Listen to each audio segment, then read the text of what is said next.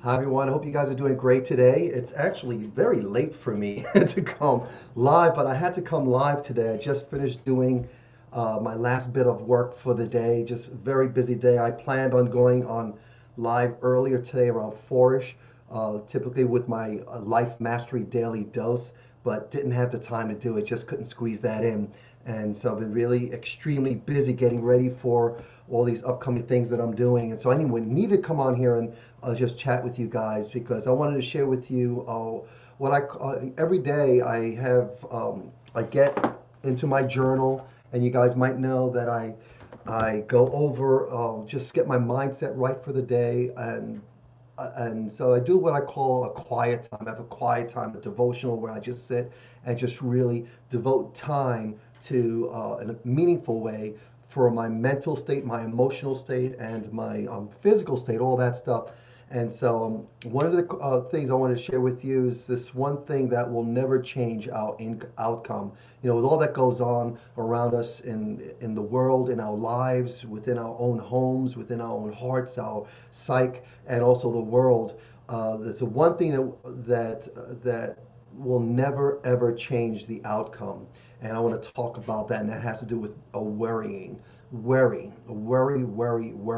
And this morning I wrote down in my journal, worrying will never change the outcome. And I'm speaking to myself when I write my journal. I speak to me, and I also wrote down that worry is a complete waste of time and a waste of energy, and um, and to really not worry. And so I've spent years really working on the ability not to worry, and I've changed it. So I want to share a couple of things with you guys. If you have any insight into that, what do you do to not worry?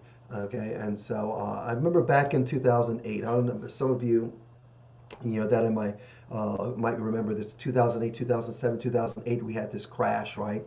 And back then, I had a business, and that business went under, and a lot of the people that I was working for, a lot of my clients lost homes, lost their jobs, and it hit them hard because it hit my clients hard, it hit me hard, had my business go, so I was out of a business and out of a job, and it even threatened my home.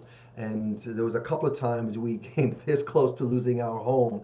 But I'll tell you what we did, my wife and I. This is what we did. I mean, of course, the worry was high. We were worried that we were going to lose the home. We were worried that we would not be able to feed our children, worried about the bills, worried about this, worried about that. So there was a lot of worries. And so I remember very clearly my wife and I coming together, and we sat down, and this is what we did. This is how we overcame all the stresses during that time.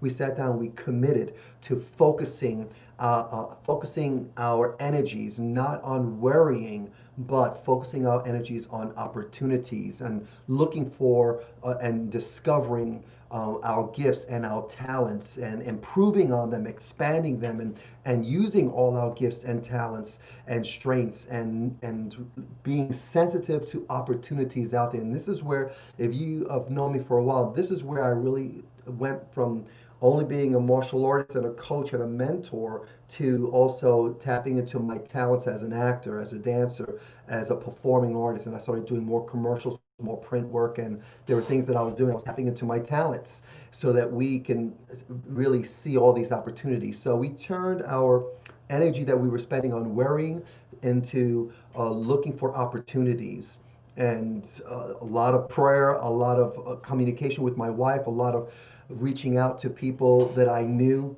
that obviously were going through what I was going through, and partnering up with them. And this is where Master Donato and I really came together, and we did a lot of powerful things that really brought our school to a whole new level. I'm talking about Donato Karate Center.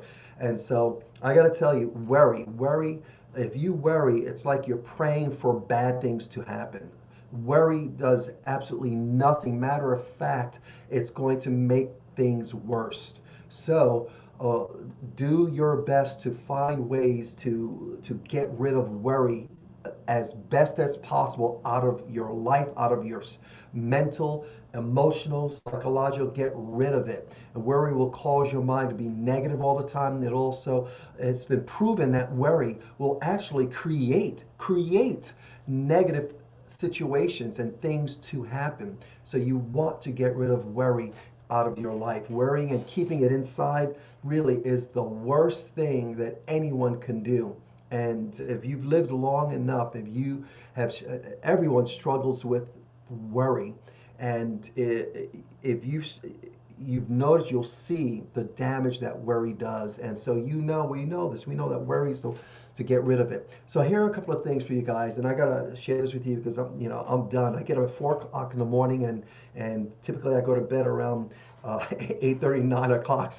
Sometimes 8 o'clock. The other day I went to sleep at 8 o'clock. So anyway, these are my personal tips, and you can do research, really get to know who you are and what works for you, and do your research on worry. It's worth it. So these are my personal tips, what works for me. The number one thing is this: I don't label myself as a worrier.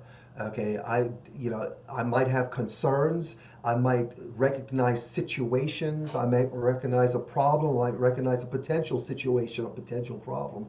But I do not see myself and recognize myself, nor do I communicate to myself internally and externally as a worrier. I am not a worrier. So change your external communication, how you refer to yourself to other people. And let's say if you start panicking on something, and don't go to someone and say, oh, I'm just a worrier. Stop doing that. Stop labeling yourself. And I remember a couple of weeks ago, I watched a movie, and I'm into movies. I love movies. So Sunday, on my downtime on Sundays, is what I do, is I watch movies. I saw this movie called Reach Me, and it was about this writer who wrote a self-help book. And I actually have a couple of friends that did the movie, and it's one of the reasons why I watched it, because I knew a couple of friends were in the movie. But and I remember there was a scene in it where this newspaper reporter was looking for the writer of this book, this self-help book that changed all these people's lives. But the writer was anonymous. No one knew who the writer was. So this reporter, his mission was to find this writer. Who was this writer? And interview this writer, because this writer's book had changed so many people's lives. And so he found a way. He found the writer, and the writer did not want to interview him, but they worked out a deal where the newspaper, the news person who was a smoker and was trying to stop smoking, been trying to stop smoking for years, made a deal with with the author, and the author said, if I can stop you from smoking, you promise not to write an article about me.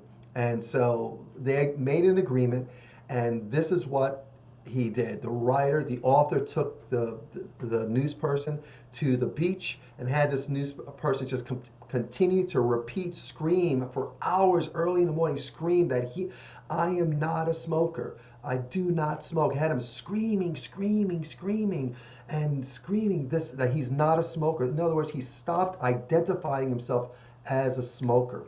And even though it was a movie, and might work, might not work, but the idea is this: is how you communicate to yourself, how you label yourself, you become what that is. And so my number one thing is that stop seeing myself as that. I am someone that that will confront the challenge, that will overcome the challenge. I will meet my responsibilities. I will do what needs to get done. Am I perfect? No, but I will do all that I can to do my best to do what I've got to do. And that's how I see myself. And so I will recognize the situation. I will handle it before it becomes a problem.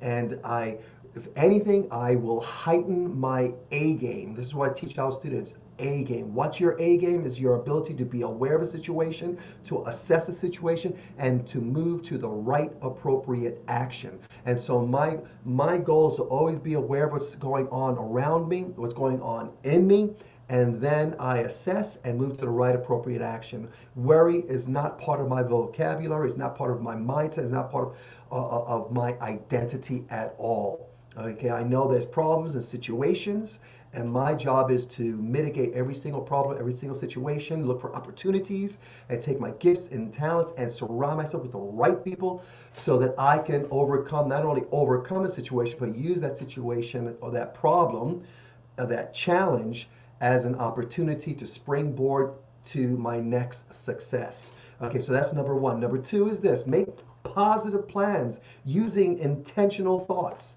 Okay, be intentional with what you want to accomplish in the day. Get up in the morning and have plans that are positive, that push forward, that move you in the direction you want to go, and have intention behind your actions and your thoughts. And every day you want to do that. And that's my number one. My number two: be be intentional about your thoughts and have positive plans for your day. Okay, again, to mitigate this idea of worry. Number three is this: learn to go with the flow. Okay, it's like riding waves. This is something I learned in the martial arts.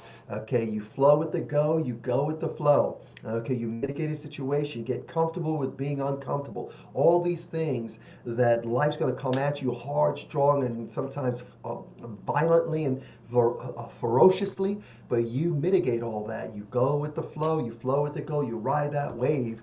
Okay, I used to say when I used to do grappling, and when I was doing grappling a lot, don't do it that much these days because of social distancing, but moving mountains and riding waves. Moving mountains and riding waves mindset. Okay, so assess a situation and move to the right appropriate action. Okay, so those are my three. Okay, so that's what I wanted to share with you guys today. I hope that's helpful. If you have anything that you want to share in this idea of worry and not worrying, because worry will not lead to any great outcome. None. Now, you can have concern. You could recognize a situation. If you recognize a situation, I like the idea that before something becomes a problem, you see it as a situation. You deal with the situation before it becomes a problem. Okay, and if it does become a problem, then you just mitigate it. You do what you can when you can, and whatever. Okay, but don't worry about it. It's not going to change anything. It's not going to lead to any great outcome. Okay, so that's what I got for you, and that's it, guys. Hope you have a great evening. And I'm going to go. Oh, guys, before I leave you, one more thing. I am looking to do a family fireside chat. And thinking about doing it next week. I was thinking about doing something this week, but I want to do it next week, a family fireside chat. So I'm going to be reaching out to you guys about that. So if you think it's a great idea, I'd love to do it in person, but because of all that's going on, might do it virtually. But I'm thinking about setting up my camera in front of my fireplace and connecting with families out there, and then having a family fireside chat. I could share some things, and we could have some parents share some things. We talk and just connect, and maybe make it a fun experience where we maybe get some snacks and some refreshments, and just have a little bit of a family fireside chat virtual experience. Okay, and I'll also share some things about what I call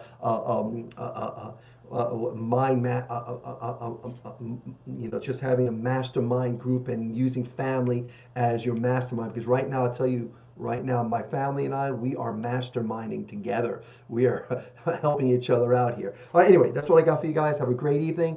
Talk to you guys soon. Take care.